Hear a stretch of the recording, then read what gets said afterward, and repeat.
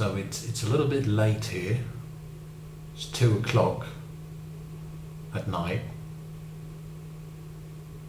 and I think I'm staying awake on purpose to make the day longer, because tomorrow's the funeral. And I'm pretty sure I can only do that for another hour before I oversleep. I don't know why these people are obsessed with bothering me in the morning. But on the other hand, things could be worse. I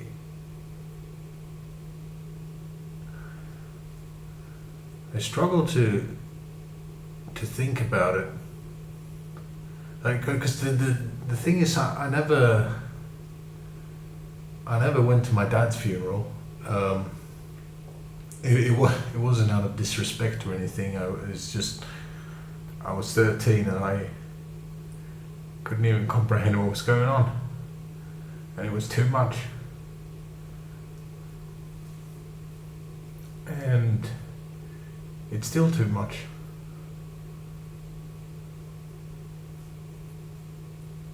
So yeah, that's why I'm staying up,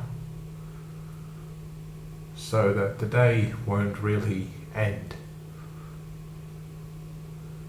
But you know, if there's any ongoing theme tomorrow, I suppose it's that everything has to end.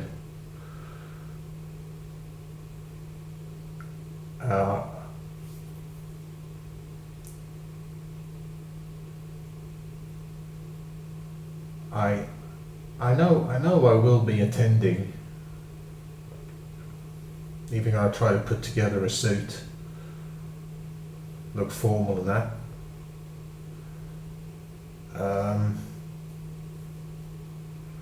Also, I've decided that I'm gonna take the high road with my uncle,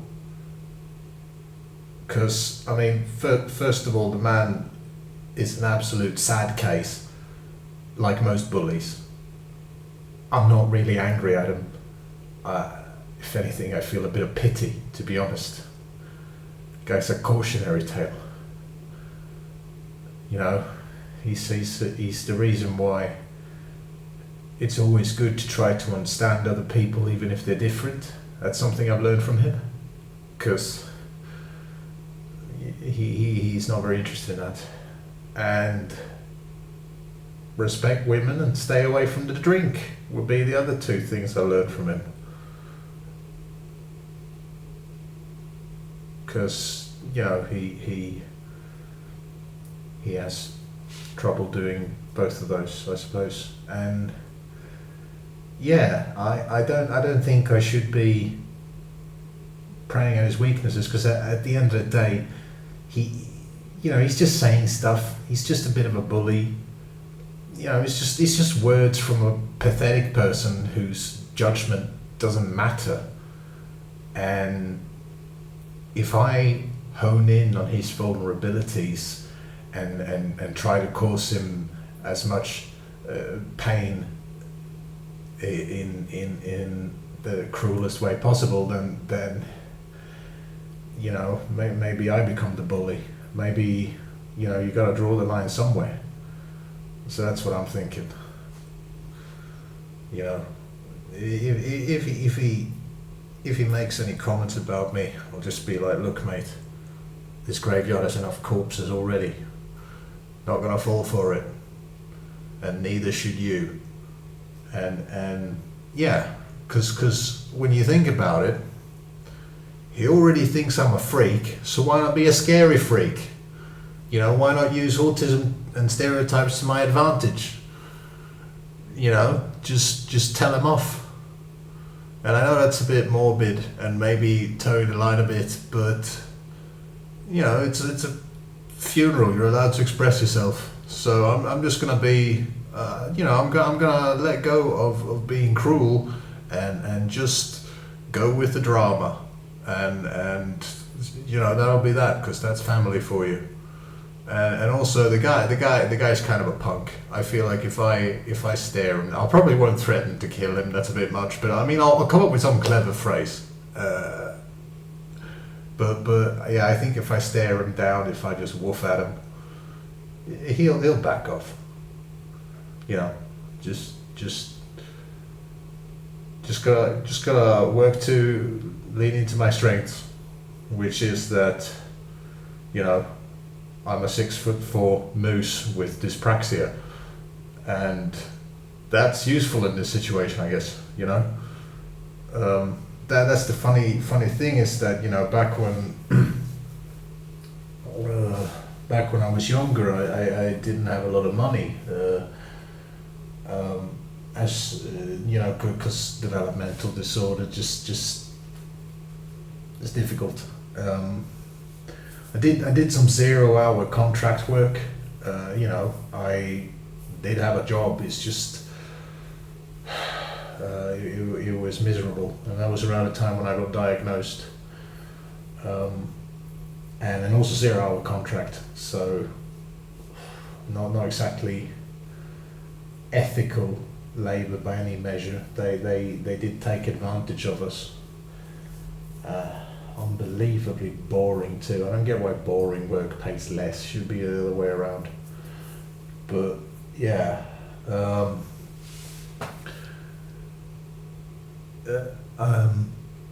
so that's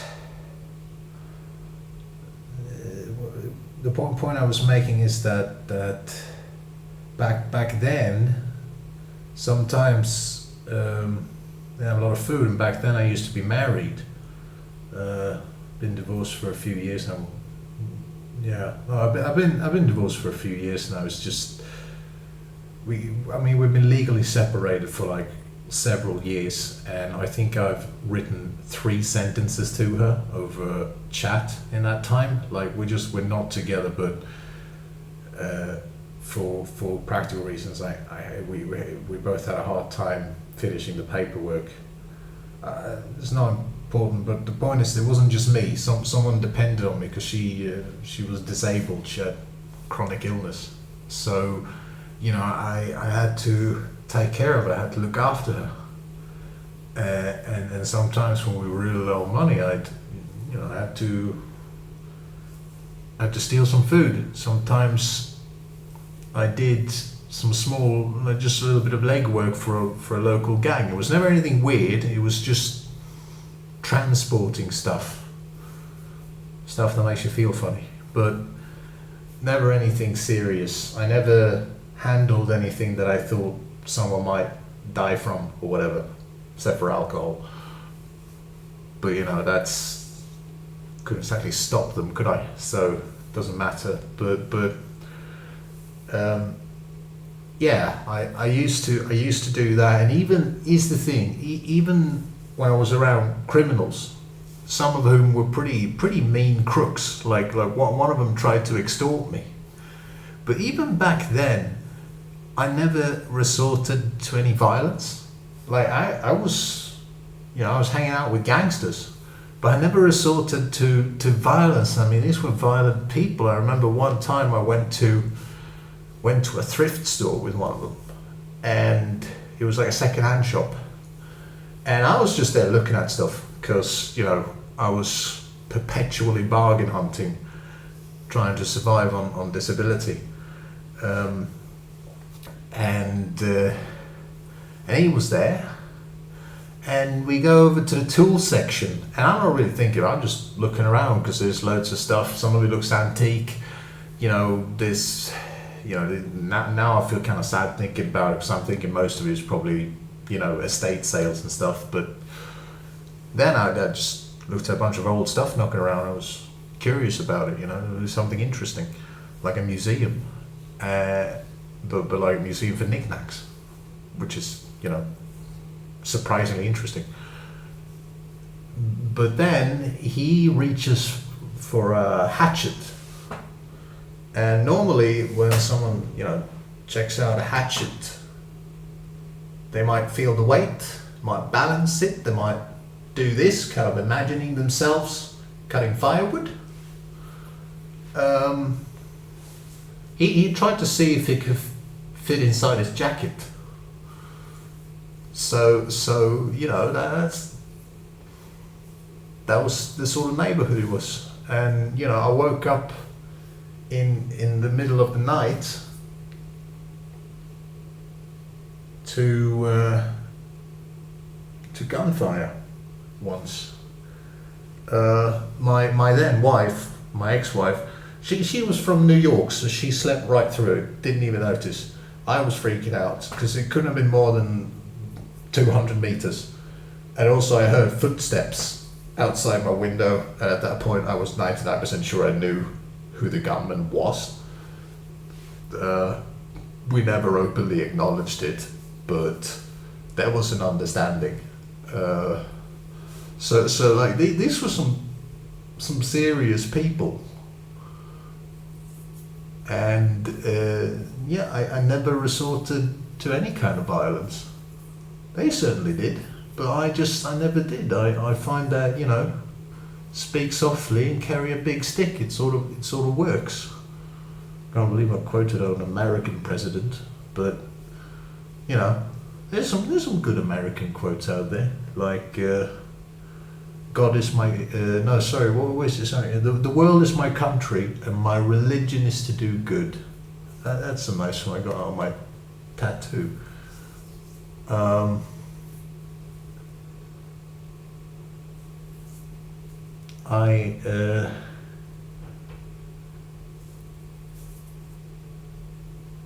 I should be getting ready to sleep,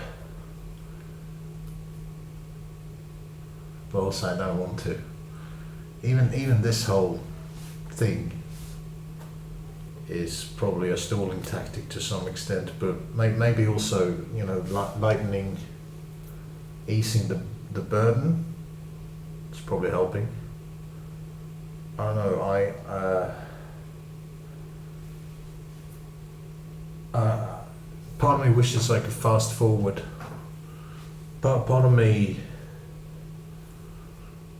wishes I could pause. But that's not any kind of option. Most I can postpone. But that'll just make it worse. That'll just make me sleep deprived. That'll make it even more nerve-wracking. But on the other hand, how am I supposed to fall asleep now? I mean, I know how I got sleeping pills, but I don't like having to use sleeping pills. But on the other hand, it's better than the alternative, I suppose, which is to be really stressed out and worried and not even have any sleeping pills. Like, it could be worse. It could always be worse. And yeah, that's another autism survival tip when you're sort of in crisis mode, is that you need to be careful with stuff like that. That's one reason why I try to stick to medical marijuana, because it's not as addictive as the pills. They put me on a lot of pills over the years, including some really bad ones. One of them I like one doctor I think gave me something that wasn't really even supposed to help me. I think it caused me a lot of weird problems. Like, it did something to my head. It was supposed to be an antidepressant, but again, my ex-wife, then, she was a pharmacist, and she said that this is not an antidepressant, this is an antipsychotic. And here's the thing, I didn't have any psychosis, I hadn't been diagnosed with anything like that. Sometimes I get auditory hallucinations, but only very mild ones, like maybe I'll hear a bell ringing or something, like nothing like weird or dangerous. But I didn't have that problem back then, and they didn't know anything about it. I don't even think I've told the doctor about it, to be honest, because it's kind of trivial. Um, and I can always tell when it's not real, so it's, yeah, it doesn't matter. But um, this pill, it did something strange to my head. It was like I became completely detached from the world.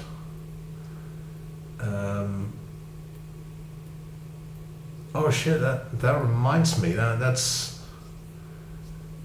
pill.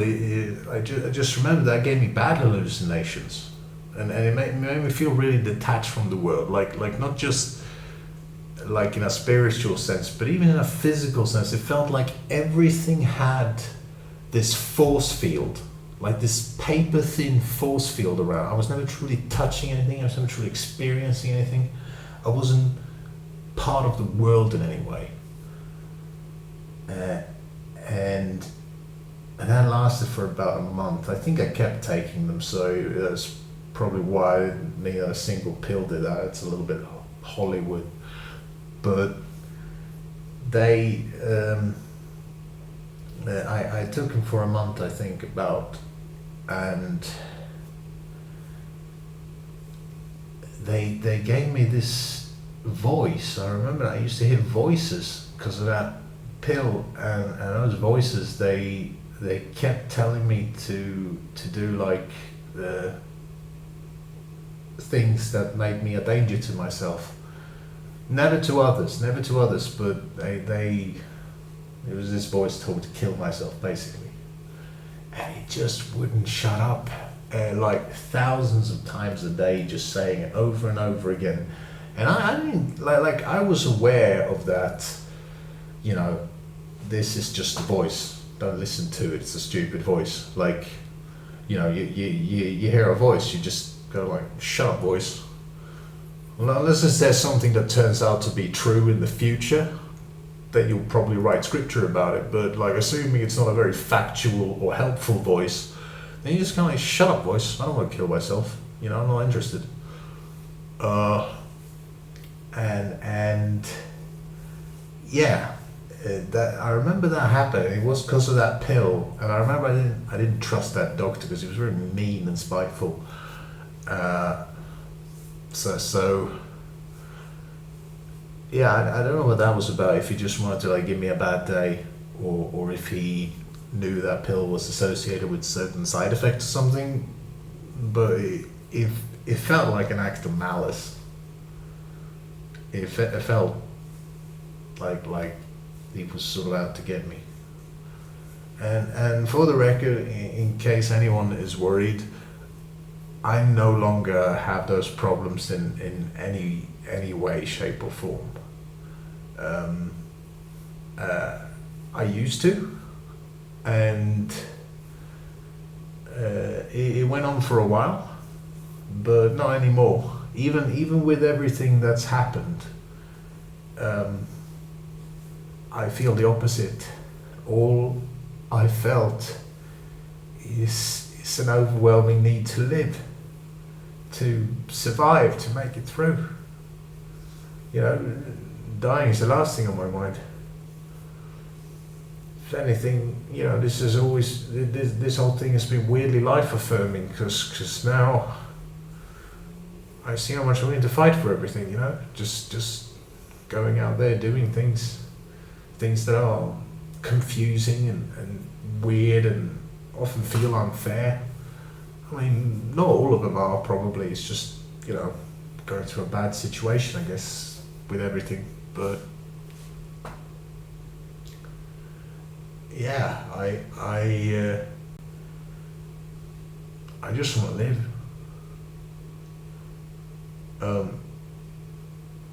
Before I felt trapped, now I feel like I'm falling, and there's blessings to count in both situations.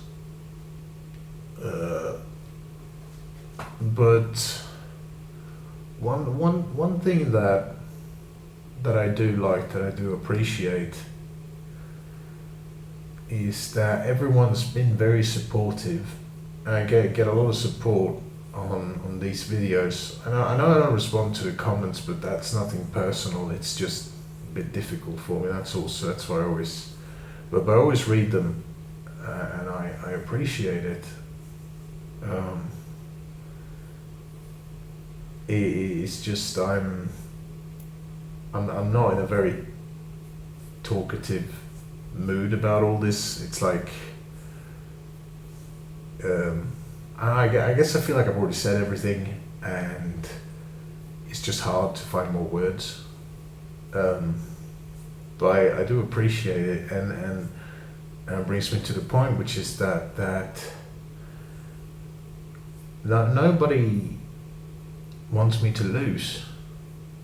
Like majority of people, like 90, at least 90%, and I don't just mean that in a sort of sentimental way. I mean, I'm speaking as a mathematician. I'd say, at least a few dozen people have been very kind and supportive. Like, there's probably even more, there's just, yeah, it's probably more. It's probably close to 100 or 3 digits maybe, but like, there's like so many people I can barely estimate it, because it's the internet, it's all sorts of platforms and comment sections and stuff. I try to read everyone's comments on my mods and everything, but obviously someone slipped through the cracks because of notification issues or whatever, but everyone seems to want me to get through this. Everyone seems to want me to win, I think it just happened to me 10 years ago. I think people would just make fun of me, but everything's changed, and the world feels different than it was, when you were on the spectrum 10 years ago, and even looking at people the wrong direction made you labeled as a freak, because everyone was like obsessed with conformity in a way that people can't letting go of now. It's almost like a microcosm of the 60s, but different. But it's like everyone's kind of waking up from years of just following rules without asking questions, and that was very experimental, and it didn't always end well, but things changed, and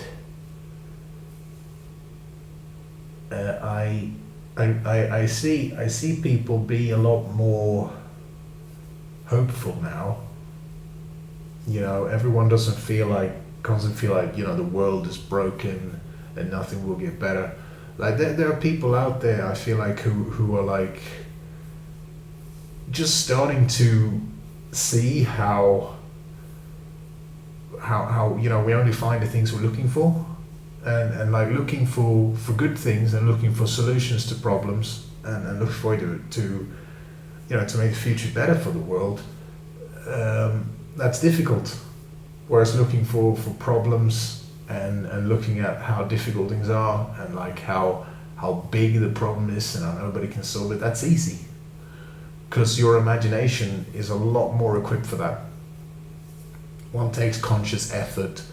One can be cued by any number of indoctrination things and opinion control, mass media and stuff. But like we're encouraged to be very pessimistic and to have low standards of authority figures, which people treat as a fact rather than something that feels a little bit contrived and convenient for people in charge. Like, yeah, obviously we want us to have low standards so that we'll never expect anything from, and then they can treat us however they want. But points, people have been kind of figuring that out, and yeah, it just feels like we want things to actually be better instead of just doom scrolling and rolling our eyes at everything. And I noticed the difference. And it's like I said to a friend of mine, You know, I picked a good time to have a personal emergency, because yeah, people are just really nice, and yeah, I don't. Maybe that's just because, like, 90s kids, I guess, were sort of the first generation of the internet, and I mean, not really, obviously, but like the first generation to kind of be born into it. Maybe because we're all a bit more mature now, the internet just feels like a more understanding place. Maybe it's because of that. I don't know, but yeah, it's just something's different, and feels like the world's kind of healing. To be honest, and I can only hope that it works out, which I think it will. To be fair, I think it will. I just don't know how. But if you know, if all this kindness people have, if that's just like a small, tiny bit of humanity, it's like less than a percent of a percent. You know, so very few people, very few sample size. I mean, think of the rest of humanity out there. You know, it's doesn't seem very scary. Doesn't seem very worrying. Feels like people have been understanding and accommodating. And also, I know some people have asked me to do this, so I did. I had a meeting with some social workers, and they seemed understanding too. And like, you know, I explained to them that I've got a disability, but I'm also doing something. I'm also doing something to make money, and you know, I might not have like a fully paid job, but I have a vocation, and I can grow it, and hopefully I can make money that way, and do something I'm really good at. Not to be conceited or anything, of course, but like, I've got years of experience. That's just a fact. And yeah, it looks good. I don't know what's going to happen. I've only scheduled an appointment with them, and you never know with these things. You never know with government. You know, sometimes you get some like really like typical bureaucrat who just looks at some technicality, and usually those technicalities are ambiguous. They can kind of pick and choose depending on how they feel about the other person and their thoughts on things like, you know, morality. But you know, they turn you down on a technicality. Back before, when I lived with disability, I remember there was one guy who actually made up rules just because he thought autism, like he thought I had a different kind of learning disability. Basically, I mean, I guess I got what people used to call savant syndrome. I don't know what they call it these days, but it's like some things I have a very intuitive understanding of, other things just make me feel overwhelmed and confused in a way that's more unbalanced than the average person. And this guy, I guess, didn't realize that. He just thought I was you know, a bit simple. But I'm actually not, but I know some people think I am, and they kind of see it as a vulnerability to prey on, and I just play along, because sooner or later they reveal themselves, and I'm like, actually, I know things. Nice try, sociopath, and I leave. So that's handy. But this guy, yeah, he thought it was a bit simple. So he said, actually, before you even can qualify for any kind of financial assistance, you need to sell all your possessions. I was like, who does this guy think he is? Jesus? But yeah, he told me that. He said, I need to sell all my possessions unless I was sitting on like a wooden banana crate, staring at drywall in my completely empty flat, then I just have to starve to death. And that was a lie. He lied to me. But yeah, I had that. Another time he tricked me. This time he got me, actually. He said that like, oh well, since you're technically registered in another county, you need to go back to your hometown to apply for financial assistance. So I had to travel by bus 100 kilometers in the snow, and I couldn't exactly afford a winter jacket back then. And I had too much autism to even remember to button up my normal jacket. So that could, and when I showed up at the social office over there, they just looked at me and said, that is not how this works. Just go back to your town, use the social office there. That's why we built it. And like, yeah, well played, evil bureaucrat. Well played. So yeah, he got me that time. see, so we can be sarcastic. We just don't do it very often. But yeah, this has been a lot of stories. Like I said, I think I'm just stalling, and yeah, my feelings are everywhere. Like part of me sort of deflecting everything with by joking around. I've been kind of feeling whimsical all day, but it's like part of me knows that I'm just preparing for something, you know. I'm trying to make myself laugh, so I had like I guess some kind of happy energy for the big sad thing tomorrow. Like it sounds maybe it sounds a bit weird and horrible to some people. How can you be laughing before your mum's funeral? But it's a bit like it's because of that. It's like I'm mentally preparing myself by having a lot of good emotions before I get a bunch of bad emotions, and I could see how that could be easily misinterpreted by like a neurotypical who thinks there are rules to everything and how you're supposed to feel and think and act and sit on chairs and breathe and exist and be mentioned and you know whatever else they say that we're fussy, you know what I mean. But in any case, yeah, I think I have about 49 minutes before I actually have to sleep. So I'm gonna try to do something. I also don't want to arrive late because my uncle and my granddad, they're just so judgy about being punctual. And like, I've never owned a vehicle in my life. I don't know why they have such double standards. I have to walk literally everywhere, and they're always like, you know, always looking at me, you know, like it's weird I'm 10 minutes late. Like I have a disability. I walked all the way there. I'm doing things really independently. A normal family would be like, well done, I know that was a milestone for you. But they're like, you know, they don't care. And yeah, it's annoying. And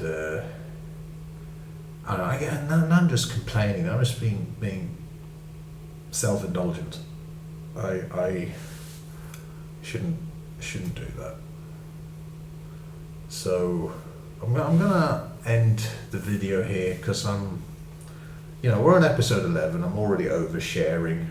May as well not wallow in it. But I hope everyone is doing okay, and I really appreciate all the support, and I'm gonna do my best to win all this, to one day maybe post, just autism journal entry 1, no more survival. That's my big goal. I'm gonna try, but for now I need to go to a funeral, and I don't like it. I don't like funerals. I don't even like the concept of funerals. It's like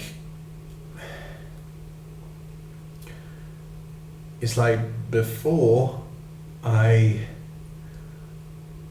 remember her as like this living, intact being, and that's the last memory of her. Now I'll remember her as like a vase, like an urn. Like that'll be my picture because that's just how I remember things like that. And that's you know, that's my mental profile picture of her now. It's gonna be like a grave or an urn, or it's gonna, yeah. And then I have to spread her ashes on my dad's grave, so that's, you know, same issue. But on the other hand, my last memory of my dad right now is him in hospice, looking like a skeleton, pale from massive amounts of morphine, just raspy breath, eyes sort of like this. I mean, he was there, you know, his eyes were kind of moving around, and they said he was there, and he was there. And you know, I remember I remember exactly what I said. I just said, "I love you, Dad. Goodbye." And then seconds later, he died. I gave him a hug, and then he died. And I don't know how he did that, because I was asleep. I was asleep, and they woke me up, and they said it's time, and I just knew what that meant. And I said goodbye to him, and then he just died. He just held off on it. And I remember thinking, how do you do that? How do you hold off on death? It's like the one thing you don't get to decide, you know?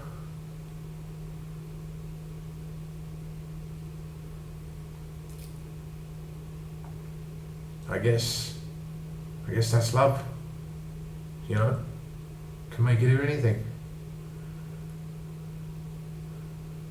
Okay, now I've overshared.